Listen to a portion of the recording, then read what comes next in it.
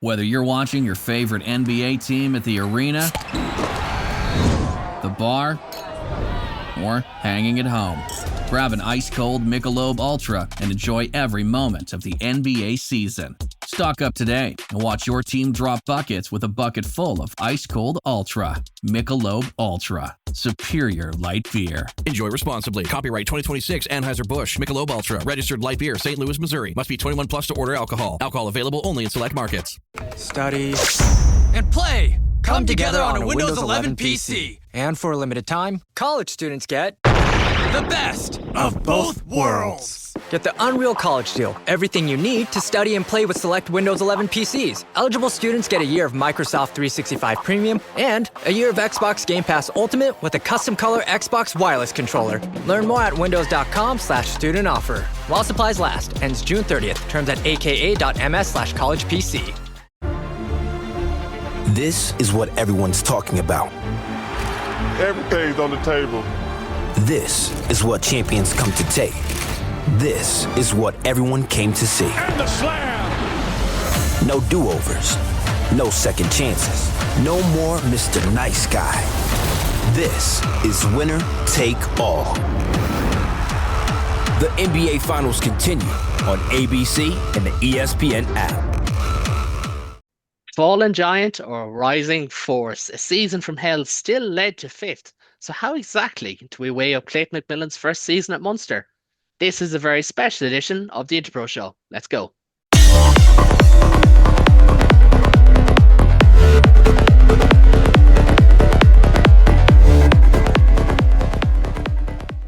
Hello and welcome to the latest episode of the Interpro Show, your home for all things Irish rugby. And tonight we kickstart a new era of provincial podcasts by starting with, arguably, they would argue, the biggest draw that there is in Munster. With me to reflect on a topsy-turvy season, we have two soon-to-be hosts of the Red Army podcast, co-hosts, contributors, whatever word you want to use. Jennifer Keating is a Munster fan and freelance journalist and joins us. Jennifer, thank you very much for coming on. Thanks for having me. Delighted to be here. It's good to have you. And we're also joined by Connor, aka Mackers, who is a Munster fan, a rugby savant. And to be quite honest, he has forgotten more about rugby in the last 5 minutes than I've known in the last 15 years, to be honest. Connor, it's great to have you on as well. Thanks very much. I'll take it. Not a journalist, but I'll take savant. No problem. Look, anytime I do these intros, I have a very strong reputation of people saying, geez, I'm happy with that. Thank you very much. And I always like to keep it going. Our regular panelist, Ben, should be with us a little bit later on. But you know how it is, guys. You know the way he is with him. But just to get things rolling, the $3, $4, $5 million question, and I'll throw it to yourself first, Connor. How would you sum up that season for Munster? Honestly, I'd say 5 out of 10, fifth place. There was a lot of conversation, I think, probably in recent weeks on how Connacht were being spoken about, how Ulster were being spoken about, and Munster were sort of seen as the basket case. I kind of understand that because I think Munster are better than Connacht and Ulster. I think they should be better based on present day squads, and they just never really got going. There was a couple of high highs and some of the worst probably results and performances in the last kind of post-COVID era. So yeah, a frustrating season. I think a lot that didn't mesh well. And I think probably despite league position, we probably got the least out of ourselves of every province, with maybe less to do. And I sort of include even a new coach and all of that. So yeah, frustrating. Frustrating is just the word. Long as well. Very dragged out season was one of the things that we mentioned with Ben on last night's edition of the Intro Show. And I suppose, Jennifer, for yourself, how would you sum it up? Because you could take the positive, the negative, or just somewhere in the middle that, by Christ, it was certainly a season. It definitely was. It's hard to sum it up, really. You kind of don't really know what to make of it. The kind of word that kind of came to my mind was testing, I thought, because we had a great start, kind of dodgy middle, kind of came right then at the end, but you don't really know what to make of it. Yeah, that win in Croke Park feels like it was 5 years ago. But yeah, it hasn't been an absolute disaster, but there has been little to get that excited about as well. It really does feel like about 5 years ago, not gonna lie. Yeah. Like even for myself, for my own like career and work, and you're so busy and whatever. But like because I was at that game, I covered that one, and it did genuine like it felt like a big moment. And Yeah. I don't think and I think Connor, you'll probably agree with this, that first 40 minutes against the Stormers, that was the last that we really got of a brilliant Munster performance, like those two games. But you mentioned it. Impressive start to the season. Feels like a lifetime ago for sure. 5 wins in the trot. Plus a friendly victory over Argentina. Important to mention, you know, again, because I was there. We're reporting on it. That's half the reason. Again, Connor, I'll kind of start yourself. I go back and forth. Was that a litmus test of where Munster can get to?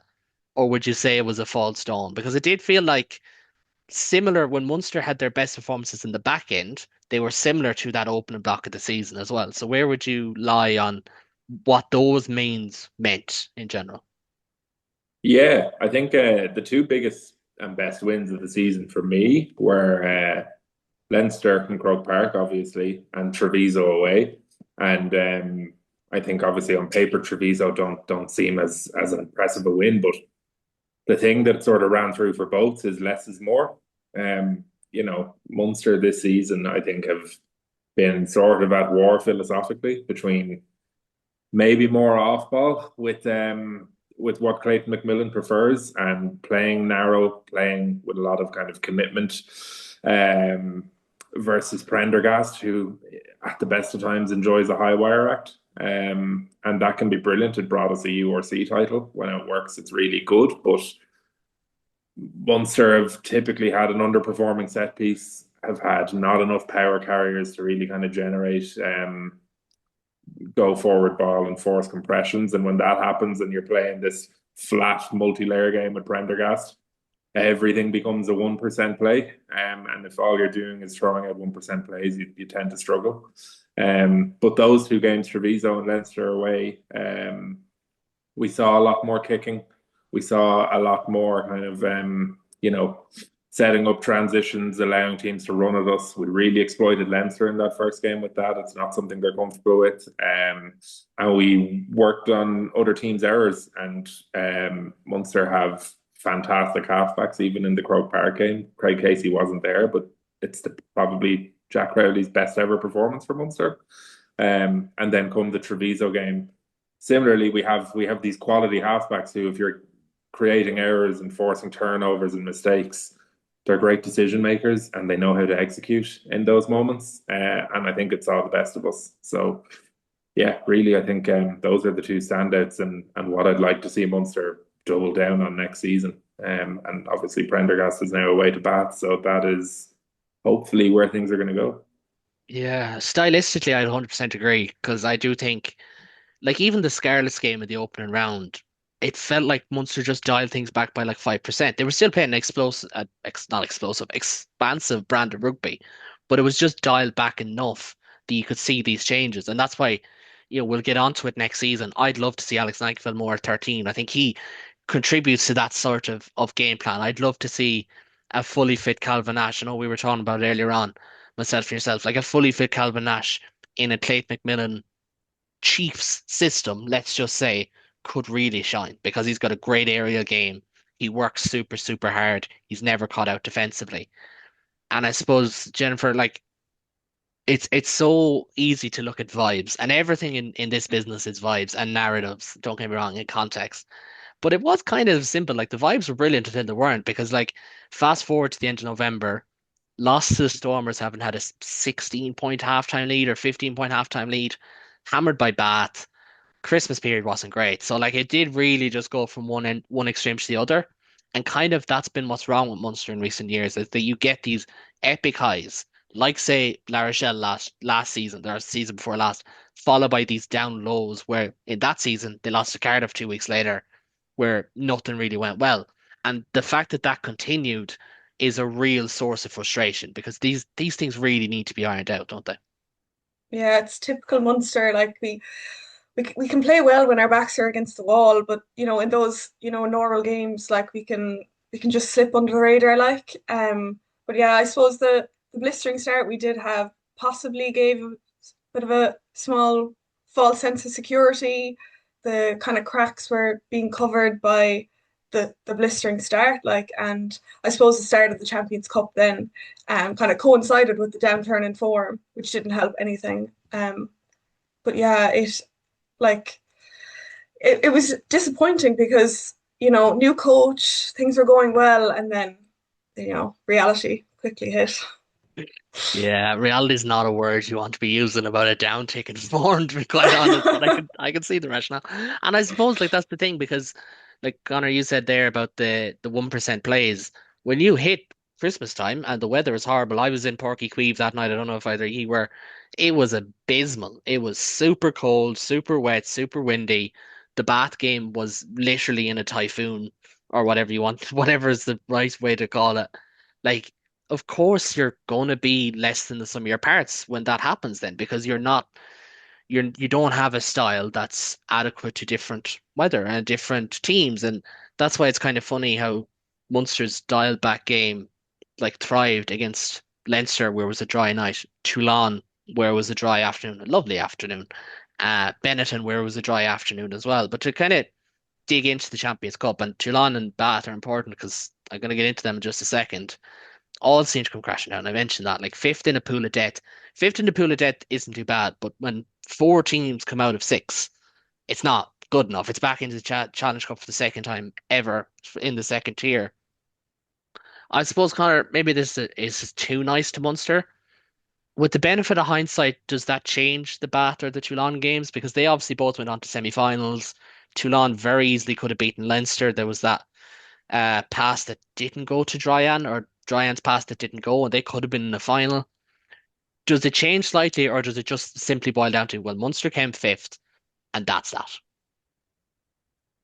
I think European rugby on a wider level is in a funny spot. I think there's sort of tiers of teams at the moment, and I don't think they've ever been more clearly bracketed.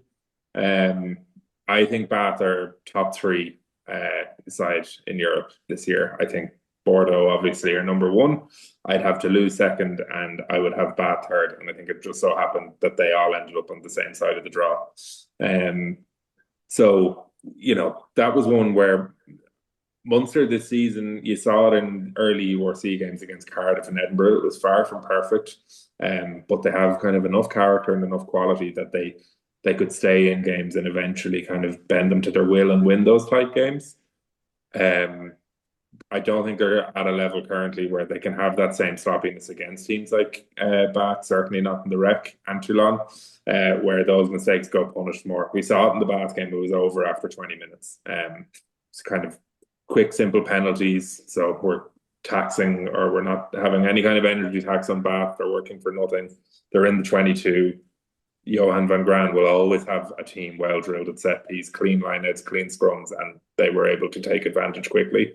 Toulon and France, I think we were already lagging. It was a good effort, a really good performance, but it's a tough win. You're going to have to be on your game, and we just weren't quite there. Still kind of working through some of our setbacks, I think. So, in hindsight, yeah, maybe we couldn't win those games. I think we could win. We could have beaten Toulon and France. I think we needed to be at a much higher pitch at a point we never got to this season to win that Bath game, and it was some of our worst stuff, particularly in that first 20.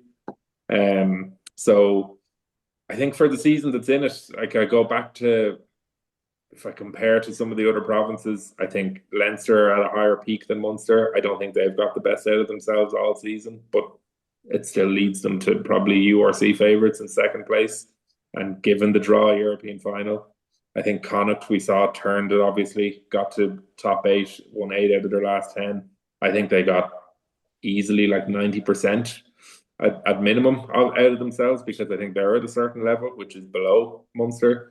And I think Ulster probably had the most sort of hot and cold flashes and will be really annoyed with themselves for how it finished, but at their peak looked really good. I think Munster largely let themselves down, but with that said, I still think there's a hard cap on where they're at. And I think if Macmillan can bring in the team that seems to be ready to be announced quite soon, and steer things maybe more towards what he'd like to do, combined with the young guys that I think are going to break through, we can see Munster go up a level. But yeah, right now I think they're just in that middle pack in Europe. Yeah, no, I'd agree largely, and I've said it myself. I said it a few times this season. I did think Munster were less than the sum of their parts ultimately. Like I thought, like we'll get on to the extra game in a minute. Like there was so many good performances from lads who are old enough and wise enough that they can like when I say players can snap out of a bad performance, I mean it with respect because it's because you're more than good enough to do it. And like that game was an example of like nothing went Tyke Burns' way, nothing went Tom Farrell's way. These guys are international players. Like Burns won the best second rows we will ever see, but nothing went his way. And that sometimes happened, but it's happened too often to Munster this season. And I think if you wanted to be Captain Hindsight, you'd look at that block from Stormers to Dragons or Glasgow. I don't know which one of those was first. Um, Dragons to Glasgow. So, or sorry, geez, Stormers. So this essentially December, January, and in it should have beaten the Stormers. Like there's no two ways around that. Munster had a 16-point lead at halftime. There's no two ways. Fair enough. The bat game, as he said, I don't think Munster were in line to win that. Not at any stage in the game. Anyway, beat Gloucester, beat Ospreys. Should have beaten Leinster. They had the opportunities. They had more chances than Leinster in that game and couldn't get over the line.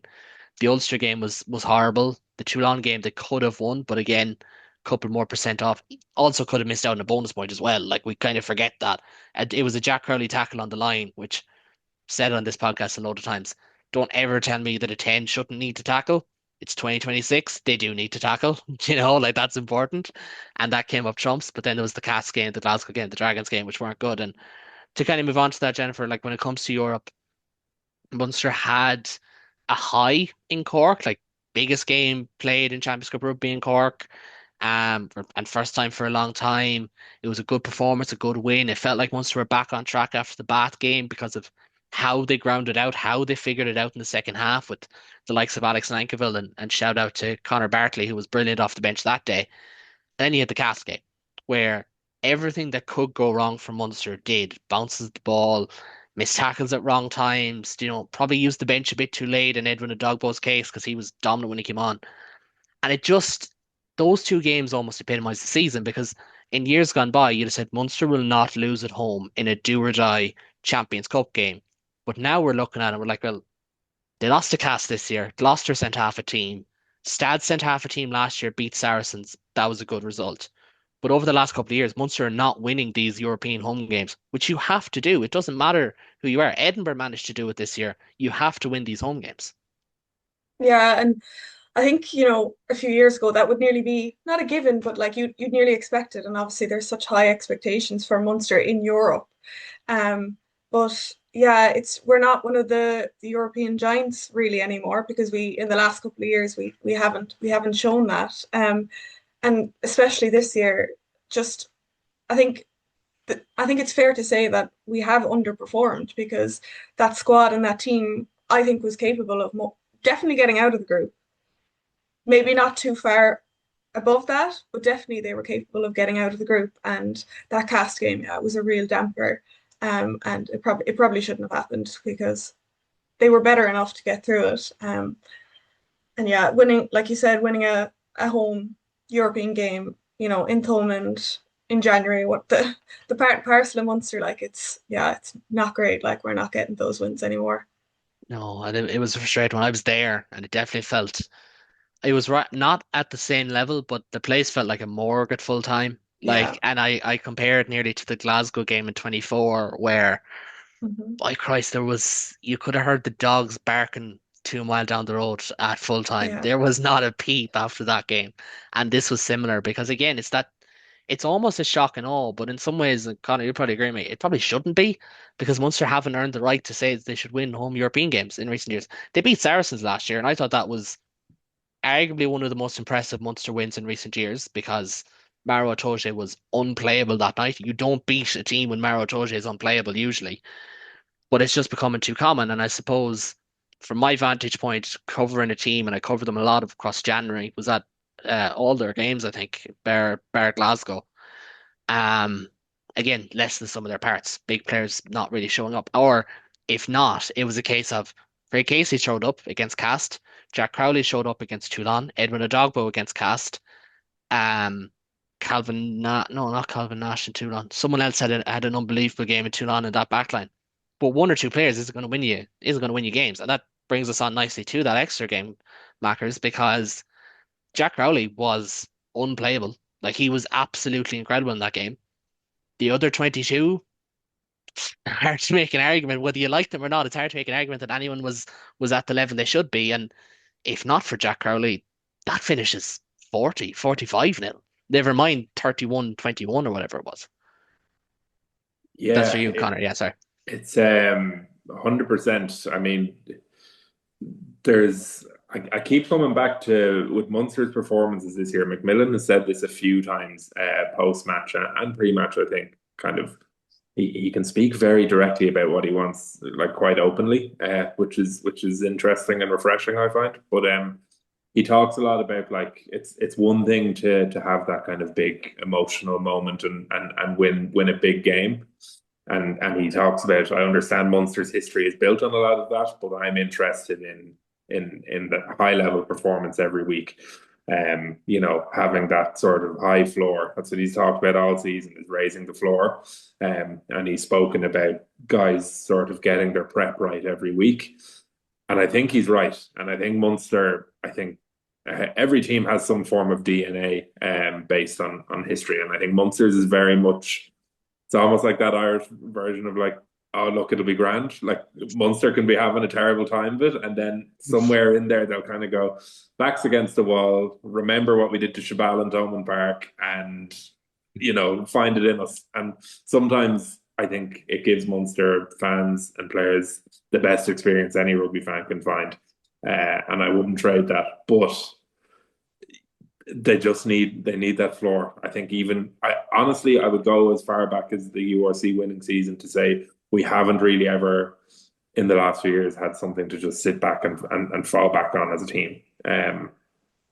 Leinster. Would you say Van Grand's penultimate year, not his last year, that was a little bit more topsy-turvy, but his penultimate year, Munster were pretty consistent. They beat the teams they should have. They lost the teams they probably should have, like Toulouse and Leinster. That's probably the last time you could say Munster had a consistent floor, arguably. And that's 2021, I think.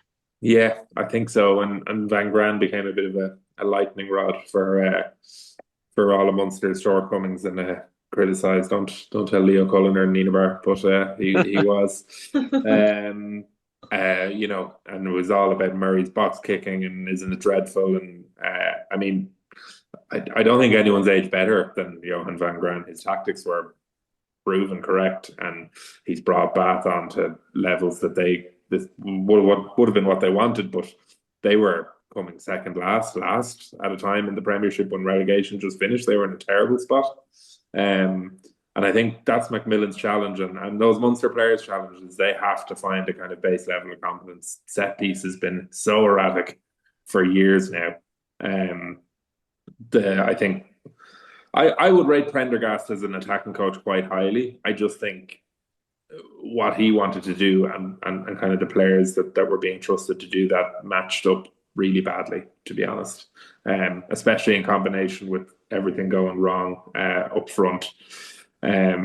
So I think that's Munster's big challenge. I think it was their big shortcoming this year. I think it's their big challenge for next year is just find that baseline. Make sure that on your worst day you're at a 6 out of 10, 7 out of 10, whatever it might be. And don't have these Exeter games or these Bath games even where it's over in 20 minutes and then you're kind of already thinking, right, well now we have to pick it up for next week. Even tail end of the season, I think the Connacht game was crap and the refereeing wasn't great. There was a couple of things that went poorly, but I think Munster were worse than any refereeing performance, to be honest. I think they threw it away and then they go into the Lions game under more pressure than they should be. It's not good for a fan's heart. It's not good for a player's heart either. You can't constantly be in do or die games, particularly when they're preventable. I mean, Munster are one of 5 teams who've made the top 8 every season in the URC era. But they don't do it easily. They do it, but it's never easy. So maybe that's the best summary of what Munster have been in the last while. Up there, but not comfortably. No, never on safe ground, it feels like, Never. to be honest. And like it Yeah. is the Kings of the Hard Way shtick is some people hate it, some people love it. I think it's great because it genuinely does encapsulate what Munster are. It's like the harder the job, the better the performance. Like by no metric should Munster have been, what was it, 8 points down to Bordeaux with 5 minutes to go last year until Matthew Jalibert picks up a loose ball and runs in under the post.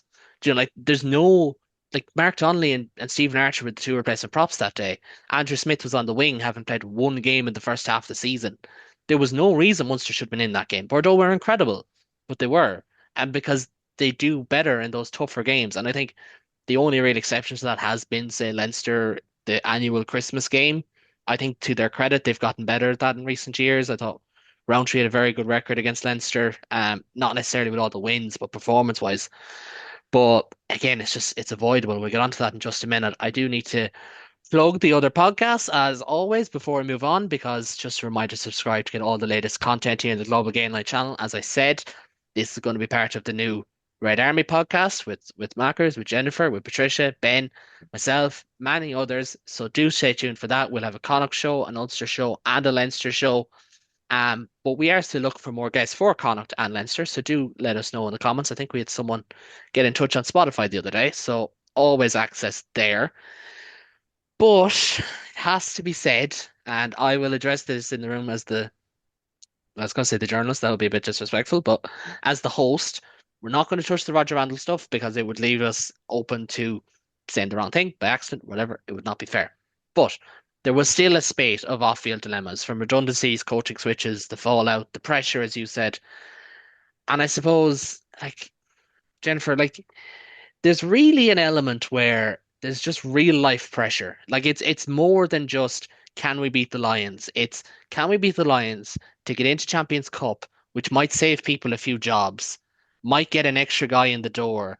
Like it stops being about, oh, can we win for our winning record? It starts being about, can we win for Mary who works on the door, or Steve who works in accounts? And that's a horrible place to be in, but that's where Munster found themselves basically from April onwards. 100%. Like, and it's never easy when players have to deal with issues off the pitch, not to mind the struggles on the pitch, and it doesn't make that any easier, obviously. Yeah, in that Lions game in particular, I thought Craig Casey and Diarmuid Barron, Munster players normally do give quite passionate interviews, I think, but I'd never listened to interviews and been like, wow. Like, I just thought the two lads after the game really just spoke passionately and honestly just about the whole situation, and that obviously, as a Munster fan, Munster is more than rugby, but just reiterating the importance of that win, not to just the club, but to all the people in the background. Do you know what I mean? And the wider Munster community. I thought they did very well, the two lads. But yeah, it's just, you know, the struggles on the pitch aren't helped by what's going off the pitch, and what's happening off the pitch isn't helping what's going on the pitch. Like, it's a sticky situation to be in, and I don't envy the players, and especially the homegrown players, because they know how hard it hits as well. Because they know the crowds, around the place, like, and the people in the Cork offices and the Limerick offices, and it's real struggles. So yeah, it's not an ideal situation to be in, but that Lions win obviously, did Munster a lot of favours. And I thought obviously Captain Craig Casey really spoke well about it. And yeah, it was vital to get that win. It was do or die basically for them. Yeah, like quite literally. And I think that's important as well, because when you talk about different clubs, and Munster have an aura. Now, it might not be what it was, but they have an aura. And someone like Craig Casey saying, you all wrote us off, you all did that. Munster fans back that. They believe that. Like, probably, and it's an awful thing to say, Sean Klein, what a career. Still a top five most memorable moment from him was saying, we're not here to make up the numbers at the Euro final in 23. Because everyone was saying Munster had no right to be there. And like that makes a difference. That Munster fans buy into that. Munster fans want to see Mm. that passion, that aggression. And like I've had this discussion with yourself, Marcus, in the past. Like, rugby's not LinkedIn, it's not HR. Like, it's an attritional physical sport. And if you need that 1% by giving out to someone after the game or before the game, or giving out about someone online, whatever it might be, or potentially liking tweets that Munster fan accounts were putting up in defense of said comments. No comment on that. But if that's what it takes, that's what it takes. Do you know? Like that's what the sport is. And I suppose on that, like, and we might just dig into that for a minute. Munster do still have that pulse. It is that mid-season, and when they find a slump that they didn't find it, and like the Sharks game and the Bulls games were great examples of. The Sharks game was something we'd never seen from Munster. We'd never seen them throw in the towel. We'd never seen them do anything like that. The Bulls game, probably one they'd no right to win. They didn't have a scrum. Lineout was shaky. They had a couple of injuries, and yet they should have won it. So we did get it. That South African block was a sign that we got both sides of Munster from that passionate response and that leadership side. But as you said, it just needs to continue and continue, doesn't it? That's Yeah. yourself, Mackers. Yeah, sorry. I'm Yeah. sorry. I'm forgetting names here, left, right, and center. No, you're all right, and you're so right, both of you, Jennifer. Like you were saying about Barron and Casey's interviews. I mean, I think they spoke for that kind of admin side that's been affected way better than leadership involved with the decision making did, which is really admirable of those two and a real shame in the bigger picture. But yeah, that sort of closeness and community, I don't think it'll ever go away, and it makes you kind of yearn for that like higher level of performance all the more, because there's a reason I think other sort of fans will use, well, what was the crowd like at that one as a stick to beat you with, because they know, well, they do. I like whatever. I don't think another province has had a moment in Cardiff where the Limerick, O'Connell Street goes up on the big screen. That's special, and that is, I think, unique to Munster. And I'm sure other Irish fans would probably tell me I'm wrong or whatever, but I do think it's true, and I've been to games at every province, and I don't see it quite the same way elsewhere. So, it's one of these things where the news this year with all of that was crap. It was terrible. I really hate how it was handled from leadership regarding how they communicated, and sort of a lack of empathy there. And I think you see it, like you say, with Craig and Barron and other homegrown guys. I think Candellin, you can kind of get that emotive stuff from him as well. It matters. So I'm just dying to see them really bring it together and take it up to another level, because I think when they do, there's going to be a swell of positivity that goes with it.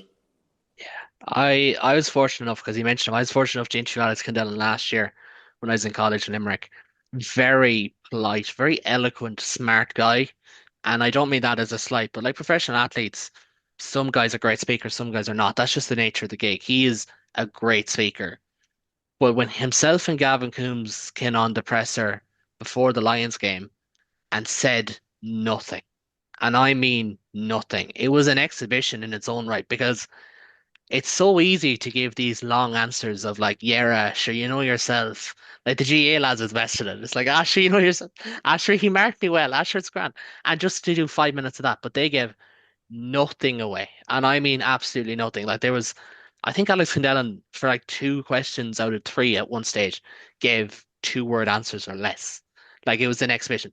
But that is important as well, because when everyone is getting, pelters, some of it largely unfair. Like ultimately there was a headline about the redundancies that made it seem like it was the people's fault.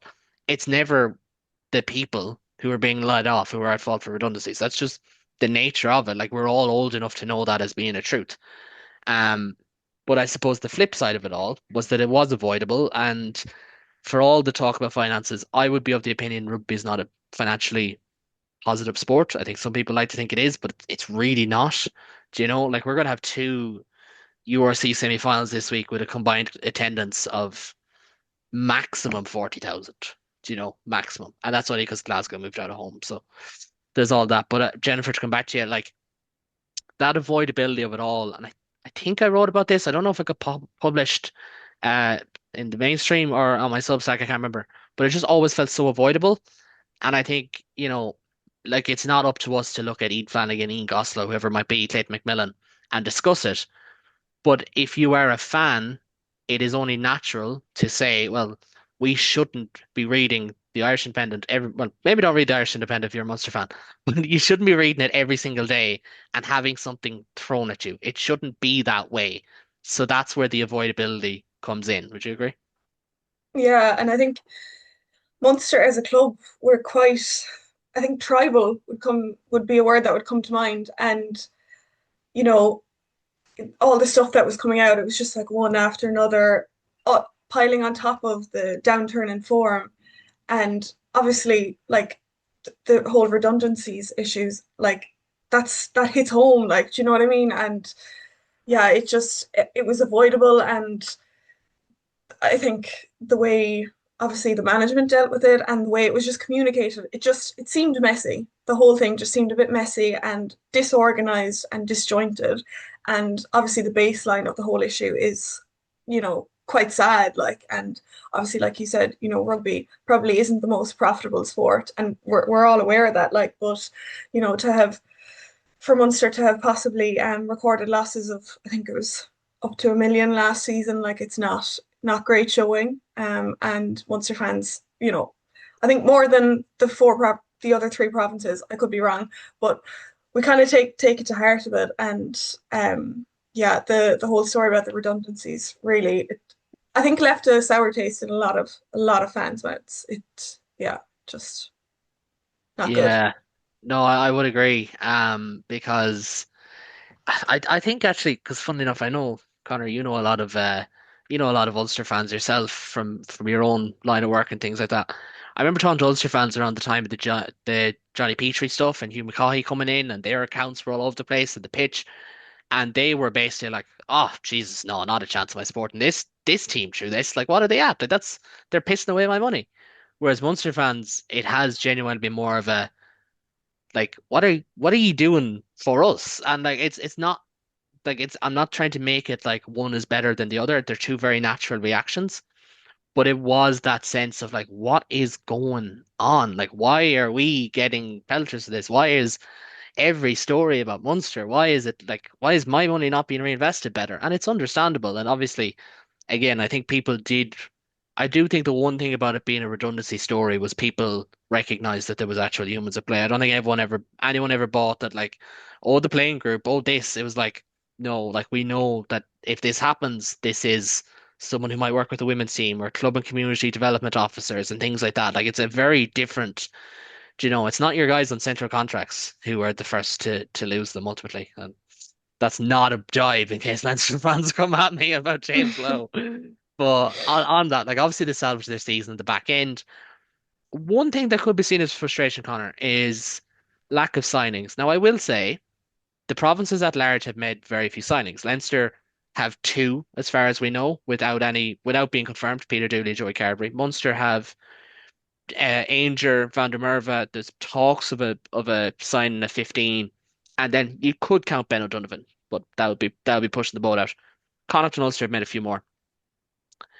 Where do you think the squad is heading into next season as a large group? Because I know you'd be very high in the academy as it is and what's coming in, but that's a few years down the line. So in terms of what's there for next year, are you happy with Van der Merwe and Ainger? Do you want to see more? Is it a bit of a caught between two stools the year before World Cup, which is famously probably the worst time to go after lads? What would be your thoughts? Yeah, it's the worst possible year for signings in any World Cup cycle. Like, there's guys who, with respect to them, are holding out hopes of international duty and will stay put for that, who are probably not close at all, but they're going to stay put, which I understand. I think as far as Munster signings, front row is most important. I think Van der Merwe is a great signing. He's exactly what Munster need. Really good set piece focus, good power carrier, really good jackler. Exactly what we need. Ainger, I'm very happy with. I think sometimes with signings, a fan's instinct is immediately to go, oh well, they're not like they're not a starter who's going to make us automatically better from day one, and that's not how all signings work. And I think Ainger is a really good example of that. I think he, at Munster's healthiest at tight head, which is a cursed sentence, Ainger is probably third choice behind Jaeger and Salanoa. And my guess is he's going to be first choice next year because Salanoa has obviously had an awful run with injuries, and Jaeger is a brilliant player, but just can't get out of his own way, unfortunately, with injuries as well. I know there's rumours of maybe another tight head coming in at some point, but I like the solidity Ainger brings. I think he's kind of that higher floor personified. Um, um, Aside from that, I think the areas I'm concerned with are probably back three depth and 10 outside of Crowley. I think Tom Wood is a future international, but he'll be 20 years old next season. It's asking a lot. I think he had a really positive debut against Glasgow where he had some really good touches. Kilgallen's try, he goes to the line and times it perfectly out the back. Really good pass, perfectly timed. Puts, I think was it Abrahams or Haley? I can't remember, but I think it was Haley that hit the last pass. Yeah. yeah, and who just can give Kilgallen a walk in from there. That all comes from Wood. So he's really good touches, but then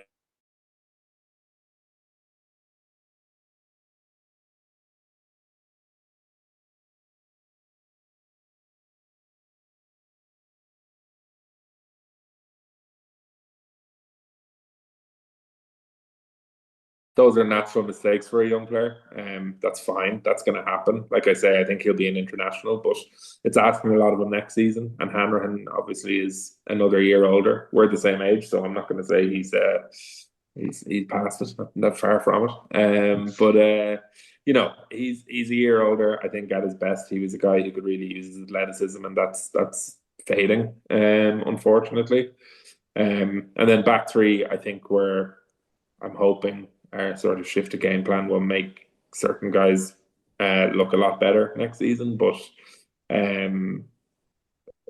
part of that would include maybe a playmaking fullback, which we just don't have. I would like, given our depth there, for Ben O'Connor to get a lot of exposure at fullback. I think he'll be a really good wing in that kind of proposed system either way. But yeah, I think back three and sort of 10 depth is the biggest concern for us next season.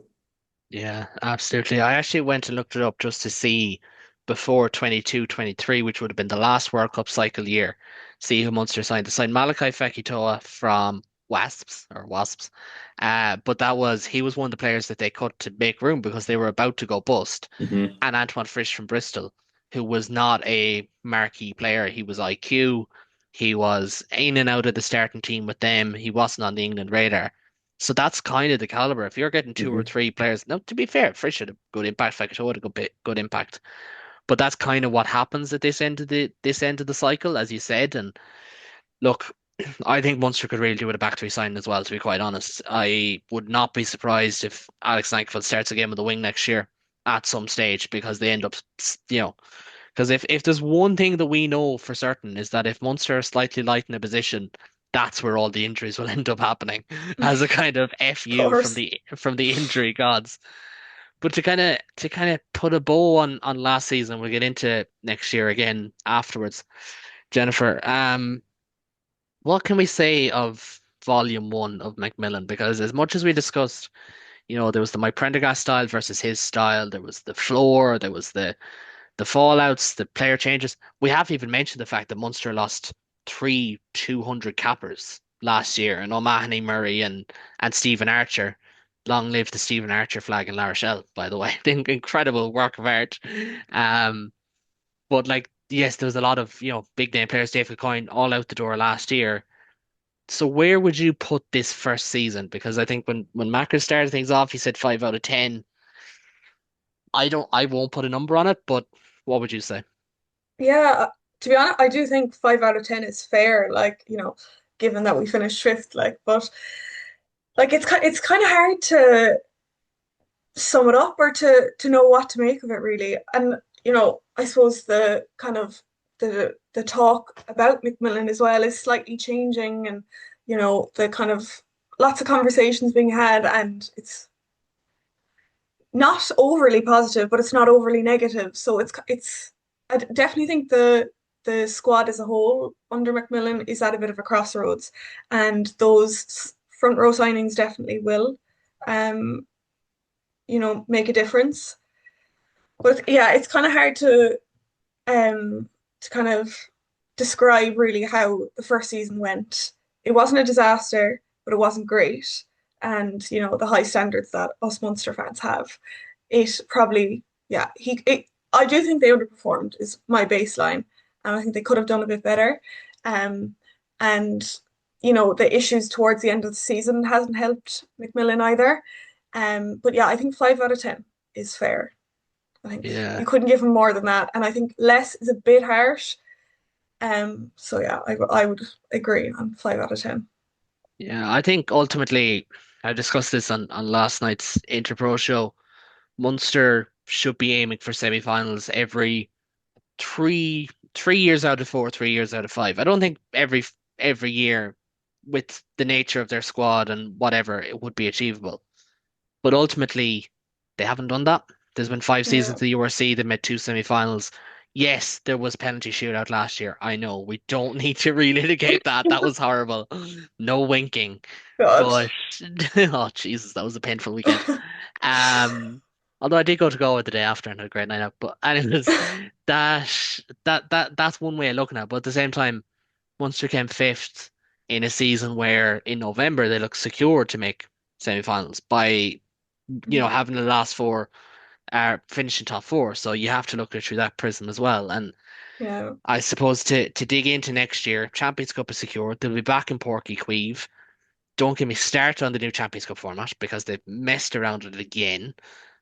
Connor, you're old enough to know when it was proper. It was a perfect format. It really was. Certainly am. Yeah, Uh, I don't even pay attention now. I just wait for whatever slop they give us. just rock up for the final. Sorry, can't say that either. This is an Irish show. Someone really didn't like Ben calling Leinster Bordeaux a great hate watch either in our comment section, which I get why, but it's a great way of putting it if you are so inclined. I was working, so I was neutral, of course. But Connor, to start yourself, where do you see Munster getting to next year? So like fifth this year, sixth the year before, second the year before that, and one of the year before that, and fifth under Van Graan, maybe sixth under Van Graan. What's a realistic aim? What's your aim? What way do you see it going across? You can say both URC and Champions Cup. Hopefully just Champions Cup. Yeah. So my hope with McMillan, who definitely still has my trust, just need the right unit coaches in now and some clarity over what the plan will be.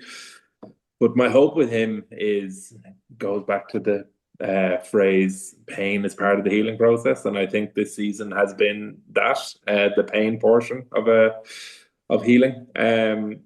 I think we're going to improve. I know it's not confirmed. Jimmy Duffy seems to be the forwards coach coming in. I think that's a good kind of baseline right there.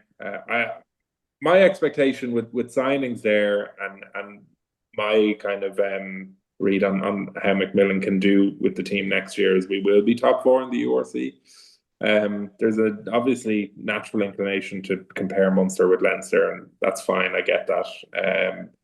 But Glasgow is the team I always look at with Munster and kind of go, there's absolutely no reason we shouldn't be just like that, which is like a very well drilled, high performing team. Glasgow, I think, will be worse next year because they have a few leaving, and Scottish fans, you can look forward to what's to come with Nusa there. I think Edinburgh will benefit, and I think Glasgow will suffer. So I think Munster, we're going to raise that base level significantly.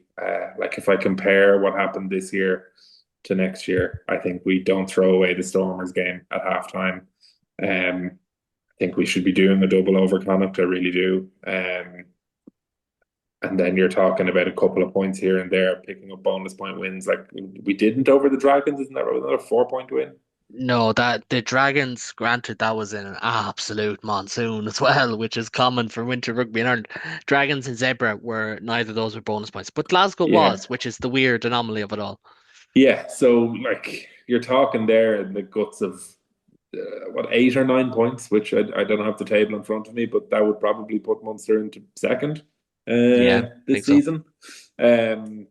So I think that's there. I think the element of hope I have is, like I was saying earlier, I think Connacht got the best out of themselves of all the Irish provinces this year. I think Munster got the worst, and I think that could turn quickly.